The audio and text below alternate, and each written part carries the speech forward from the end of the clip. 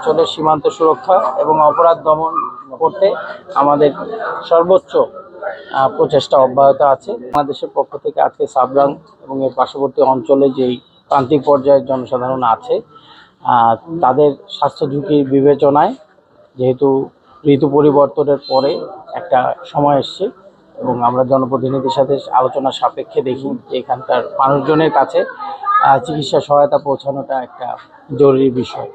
আমরা আমাদের border guard বাংলাদেশের পক্ষ থেকে আজকে দিনব্যাপী চিকিৎসা ক্যাম্পেইন পরিচালনা করেছি। এখানে শিশু, নারী এবং বয়োবৃদ্ধ সবাইকে আমরা এখানে সাধ্যমতো চিকিৎসা সেবা প্রদান করার চেষ্টা করছি।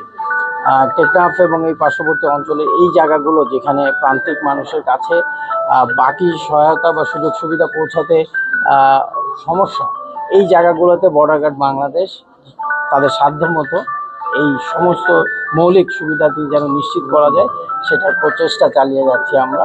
এবং এরই ধারাবাহিকতা আজকে সাবরাং এলাকায় করলাম এবং আমাদের সামনে পরিকল্পনা আছে এই সীমান্ত জুড়ে যে সকল জায়গাগুলোতে সাধারণ মানুষের পাশে দাঁড়ানোর প্রয়োজন, সব জায়গায় আমাদের বর্ডার গার্ড বাংলাদেশের সাধ্যমতো সহযোগিতাগুলো আমরা সাধ্যমতো পৌঁছে দেওয়ার চেষ্টা করব।